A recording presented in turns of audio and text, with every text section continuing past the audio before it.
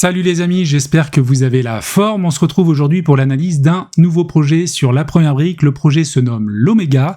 C'est une grosse collecte de 875 000 €, 5 000 € maximum par investisseur, 11% de rentabilité, ça c'est classique, sur une durée de 18 mois. Alors, avant d'analyser la plaquette, comme d'hab, petit point sur mon tableau de bord, donc investissement en cours 110 000 € sur 73 projets et j'ai toujours une rentabilité moyenne de 12,21% avec les codes bonus. Et si ça t'intéresse à ton niveau également d'investir pour la première fois sur la première brique, écoute, il y a un petit lien en description pour t'inscrire et ça te permettra d'obtenir 1% supplémentaire sur ton premier projet. Alors, on va attaquer donc la plaquette et n'oublie pas que tu dois absolument analyser la plaquette. C'est hyper important de te faire ton propre avis à ton niveau. Alors, 875 000 €, on l'a dit, 11% de rendement lent, durée cible donc de 12 mois, un peu plus courte que la durée contractuelle. Et cette opération, donc l'Oméga, se situe à Castres, désolé, je l'écorche, proche de Lille, donc dans le département du Nord. Le projet consiste en l'achat d'un ensemble immobilier comprenant une maison bourgeoise de 280 m² avec jardin et un local commercial de 380 m². L'objectif est de revendre la maison en l'état et de diviser le local en 3 lofts. La disposition actuelle du local permettant la division sans aucun travaux, l'ensemble des lots seront revendus en l'état. Donc déjà, c'est bien. C'est une opération comme je les aime, d'achat à revente, il n'y a pas de travaux, c'est top. En plus, donc là, il y a une marge de 23% sur le chiffre d'affaires après financement. Et à date, l'opération est pré-commercialisée à hauteur de 48% du chiffre d'affaires via la signature d'une promesse de vente sur la maison. Donc on regardera s'il y a des conditions suspensives ou pas, mais déjà c'est un bon signe, ça veut dire qu'il y a des acheteurs potentiels et qu'il y a une demande. Alors Joël est âgé de 50 ans et compte déjà à son actif de nombreuses opérations soldées avec succès. Donc ça, c'est un point également positif. Donc on analysera ça tout à l'heure un petit peu plus. Et gros point aussi important, donc l'investissement est garanti par une hypothèque de premier rang inscrite couvrant 114% du montant financé, ainsi qu'une GAPD à première demande d'une société non-porteur. Donc a priori, ils n'ont pas pris de caution personnelle, je ne sais pas pourquoi, mais ils ont pris une GAPD sur une société donc du porteur de projet. Alors où est-ce qu'on se situe ? Écoute, pas loin de Lille, pas loin de Dunkerque, pas loin de Tourcoing. Et le bien se situe à l'adresse donc 777 route de Strazel. Désolé, je vais écorcher tous les noms ce soir. Alors, on va regarder ça sur Google Maps. Donc, on se situe en fait sur une petite commune de 2000 habitants. On est un petit peu excentré. Voilà. Et le lot se situe ici. Donc, c'est les 3 bâtiments. Hop. Donc là, on a la maison qui est vraiment sympathique. Tu verras, il y a d'autres visuels. Et, sauf erreur de ma part, je vais me décaler. Voilà, là on a un petit local commercial, mais c'est surtout celui-ci là. Je pense qu'il y avait une entreprise, et c'est ça la dépendance qui est divisée en 3. Tu vois, il y a 3 Velux. Effectivement, ça se prête à la division. Donc je pense que c'est ce bâtiment-là qui va être divisé en 3 lots supplémentaires. Alors, on revient sur la plaquette. Hop. Toc. Alors, environnement du projet, hausse de la population depuis 5 années, donc de plus 6%. Attention, c'est jusqu'en 2019. Bon, probable que c'est encore augmenté par la suite. Attention au bruit. Donc ça, j'ai vu ça également. On est au bord de route. Donc il y a une petite départementale. Bon, c'est pas une nationale, etc. Mais à mon avis, ça doit circuler. Et on le voit mieux sur le plan de dessus. Hop. Donc là, il y a une route quand même qui doit être assez passagère. Donc attention à ce point-là. Je descends, donc voilà nos 3 lots. Donc la maison va sûrement être vendue avec cette partie-là, donc ils vont découper là, et là on va se retrouver avec nos 3 lots, je pense.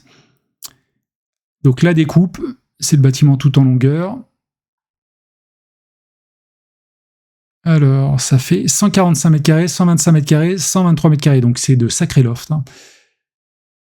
Voilà, sur 2 étages. Donc ça c'est la maison, qui a l'air vraiment sympathique. Avec la dépendance à droite donc qui est reliée à la maison.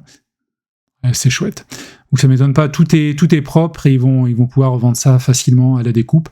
Alors, le bilan prévisionnel financier, je vais peut-être essayer de zoomer un petit peu, voilà, tu verras mieux.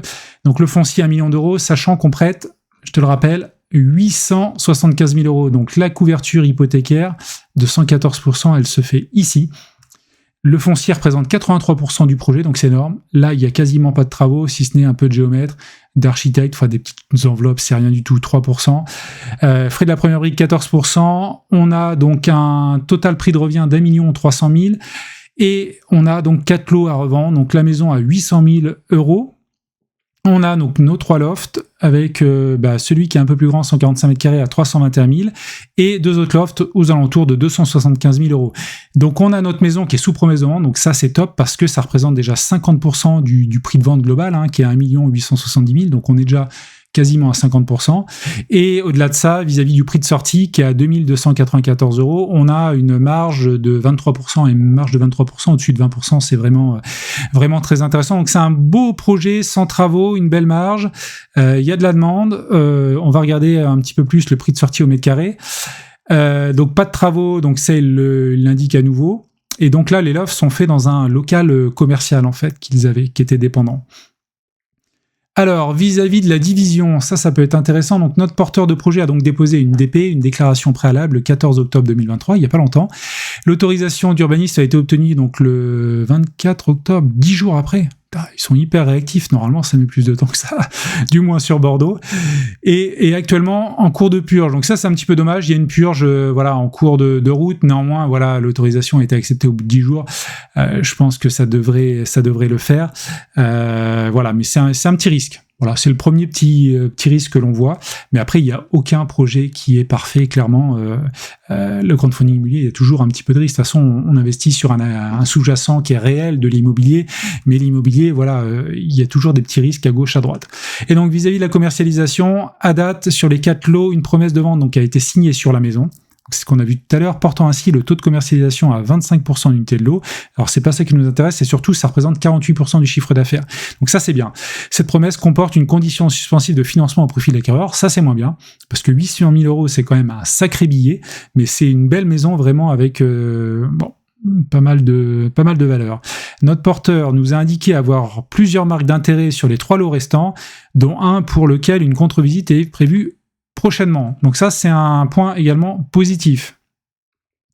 Alors, le prix de sortie du projet. Donc, comme tu le vois tout à l'heure, là, je t'ai montré, on était à 2294. Attention. Là, on voit une différence. Ils disent prix de sortie 2878 €. Parce qu'on est obligé d'analyser différemment. La maison, c'est la maison, avec un terrain autour. Et les autres, les lofts, c'est considéré donc, comme des appartements. Donc, c'est différent. Donc, la maison, prix de sortie, on est au-dessus du prix du marché. Mais ça, pour moi, c'est pas un bien d'exception, mais bon, c'est quand même une maison assez qualitative avec pas mal de terrain, donc ça c'est normal, et c'est ce qu'ils disent ici. Pour la maison existante, le prix visé est situé dans la fourchette haute des prix pratiqués sur la commune, du fait que notre porteur propose à la vente un bien de qualité en très bon état. Et ça, effectivement, vu les visuels, je le comprends, c'est pas étonnant, on est un petit peu excentré, on a du terrain, il y a de la qualité, il y a juste la route qui passe au bord, mais voilà. Je suis pas inquiet, d'autant qu'en plus, on a une promesse de vente signée. Et concernant les lofts, écoute, 2484, on est au-dessus du prix moyen, mais en dessous du prix de la fourchette haute. Donc ça, c'est bien. Le prix visé est situé dans la fourchette moyenne haute des prix pratiqués sur la commune, du fait que notre porteur propose à la vente des biens en très bon état, ne nécessitant pas de travaux de rénovation. Donc ça veut dire que tout est prêt. Clairement, là, on est bien. Et en plus, alors autant pour la maison, on a une promesse de vente, autant là, on a 23% de marge. Le porteur de projet pourrait décider de baisser sa marge. On descend à 20% ou 15%, et je suis certain qu'on trouverait preneur. Il faudrait faire un calcul. J'ai pas le temps là de le faire dans la vidéo, mais sur le fond, dans les analyses, n'hésite pas, si tu es un petit peu curieux, à faire des crash tests comme ça. Alors regardez jusqu'où il pourrait descendre, et puis en descendant par exemple de 10% sur la marge, à combien on sort, est-ce qu'on passe en dessous du prix moyen du marché. C'est des calculs à faire de temps en temps, moi je les fais régulièrement. Donc évolution des prix de vente, des annonces sur les maisons, donc ça c'est pas grave, même s'il y a eu une baisse vu qu'on a un acheteur, même s'il y a une condition suspensive, mais bon je pense que ça devrait aller au bout, j'en sais rien du tout, je devrais pas dire ça. Et vis-à-vis des appartements, écoute, plus 5%, donc là il y a la demande. Alors je vais quand même regarder sur meilleurs agents, et d'ailleurs j'en profite ayant sollicité la première brique, donc effectivement moi personnellement c'est mon choix, je mets toujours l'adresse, mais la première brique en fait met vraiment la commune. Alors dans certains cas c'est pas gênant, mais sur certaines communes quand tu as vraiment des disparités du prix au mètre carré entre certains quartiers, moi je trouve ça un petit peu délicat. Donc c'est bien de combiner les deux, et moi je vais continuer vraiment à regarder Meilleurs Agents parce que moi je veux avoir le prix réel en fait sur la rue quoi, localement. Donc là, on est à peu près à 2000 € le mètre carré, donc pour les appartements, donc on est à peu près dans des prix similaires, mais des fois il y a de belles différences, et pour la maison, bah écoute, c'est à peu près la même chose. Et là, il y a toujours sur Meilleurs Agents l'évolution du prix de l'immobilier. Pour les appartements, bah écoute, ça a été en hausse, il y a une petite baisse depuis un an, mais là ça a repris.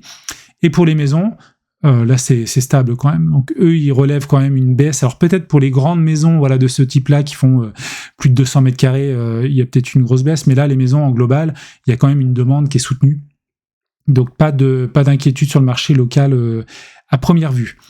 Alors on va continuer, je reviens sur la plaquette, on va passer donc au porteur de projet. Joël, 6 années d'ancienneté dans le métier et de nombreux projets finalisés. Donc ça, c'est une bonne chose, c'est quelqu'un qui a de l'expérience, c'est toujours un plus. Et c'est quelqu'un qui a déjà travaillé avec la première brique sur le projet Le Galop, dans le département 62, et l'Iliade. Alors l'Iliade, ça doit être plus récent, il me semble. J'ai vu des mails passer dessus, ou alors c'est que j'ai eu des remboursements partiels ou de la communication sur le suivi du projet. Ça me parle. Alors, on va descendre. Donc la société Scott-Immo. Là, par contre, attention, parce que capitaux propres, 21 000 € et on a des dettes de 7 500 000. Donc attention, l'endettement, c'est warning. D'autant que c'est une société qui a été créée quand même en 2017. Donc là, il est ultra endetté là-dessus. Alors pourquoi ? Regardez, dette obligataire, des emprunts, actifs circulants. Donc il y a du stock. Voilà, stock à plus d'un an, non, c'est du stock classique, donc à 6 400 000, donc effectivement il a beaucoup de lots à revendre, mais la dette est vraiment conséquente, donc je ne sais pas si la GAPD est prise sur cette société, mais là, warning quand même sur ce point-là, même si c'est annexe au projet, mais c'est quand même la santé financière des sociétés est importante à regarder. Donc ça c'est des projets qu'il a déjà réalisés, donc il a déjà fait de la promotion. Donc ça c'est assez intéressant. Voilà, il touche un petit peu à tout, j'ai l'impression. Et donc les deux garanties, donc on a une GAPD. Alors là, en lisant juste avant, vous aurez peut-être plus d'éléments et n'hésitez pas à me le dire en commentaire. Donc là, l'Oméga, le projet est sur la société Scott-Immo, mais la première brique a décidé de prendre une GAPD de 1 50 000, donc ça c'est bien, on se sécurise sur la société Scotland. Et jusqu'à présent, dans la plaquette, j'ai pas vu d'éléments sur la société Scotland, donc je ne sais pas si c'est une autre boîte, on n'a pas de bilan financier, c'est un petit peu dommage là, ça manque un petit peu de clarté, ou alors j'ai raté peut-être un élément.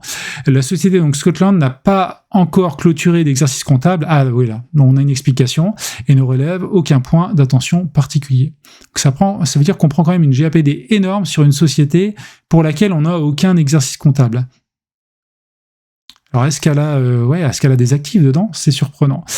Bon, il y a une hypothèque de premier rang inscrite également, donc ça c'est top, avec 114% de couverture hypothécaire. Vraiment, ça c'est un bon élément sur le projet. Et puis, bah écoute, je vais descendre. Un autre élément important que j'ai vu tout à l'heure, tu vois, je l'ai surligné en jaune. Notre porteur de projet apporte 417 000 € sur. Nous, on apporte 875 000 €, donc c'est-à-dire qu'il apporte un tiers, quoi, 32%. Donc ça, c'est ce qui fait qu'on a une belle couverture hypothécaire et c'est vraiment génial. Donc voilà ce que je pouvais te dire sur ce projet. Bah écoute, on va faire comme d'habitude, on revient sur notre petite slide et on va faire une petite synthèse. Et puis surtout, n'hésite pas à rebondir si tu vois des choses que j'ai dit qui sont pas complètes. Alors, on a donc déjà pas de travaux. Ça, c'est un premier point fort. Vis-à-vis des 1 million € de foncier, bah écoute, on a une couverture hypothécaire très conséquente de 114% parce qu'on prête 870 000, je ne sais plus, enfin entre 800 et 900 000. Donc ça, c'est top. Il a bien acheté. Projet simple qui devrait se déboucler rapidement. Donc on a 4 lots à revendre. Écoute, une promesse de vente, ce qui représente quasiment 50%, enfin 48% du chiffre d'affaires. Les 3 autres lots, il y a des visites. Ça devrait se vendre. On a une marge assez conséquente. On a des garanties. Tout va bien là-dessus. Les 2 seuls petits risques que je vois, un, c'est la société qui est quand même très très endettée. Donc ça, attention, même si la GAPD est prise ailleurs, même si on a une hypothèque de premier rang, il y a quand même une société très endettée. Et l'autre point, c'est que ça a été validé par l'urbanisme, mais attention, on est toujours dans le moment, la période de purge pour la déclaration préalable. Et donc ça, c'est un petit risque, même si ça a été validé dans un premier temps, ça devrait passer. Vu la localisation, parce que souvent la purge aussi, c'est l'affichage, ça dépend aussi des voisins. Là, il y a très peu de voisins, on est un peu excentré, donc tu sais, souvent il y a des voisins qui peuvent venir te chercher des pouces sur ce genre de choses, ça retarde le permis de construire ou l'ADP. Donc là, bon, a priori, ça devrait passer, mais voilà, aucune garantie, comme toujours. Donc voilà, sur ce projet, encore une fois, n'hésite pas à me dire en commentaire ce que t'en penses, n'hésite pas à liker cette vidéo, à t'abonner si ce n'est pas le cas, et à me rejoindre sur mon groupe Telegram ou mon groupe Facebook. Voilà, on est pas mal à discuter tous les jours, vraiment, et ça c'est génial, on échange beaucoup sur les projets, donc n'hésite pas à nous rejoindre, et moi je te dis à la prochaine. Ciao!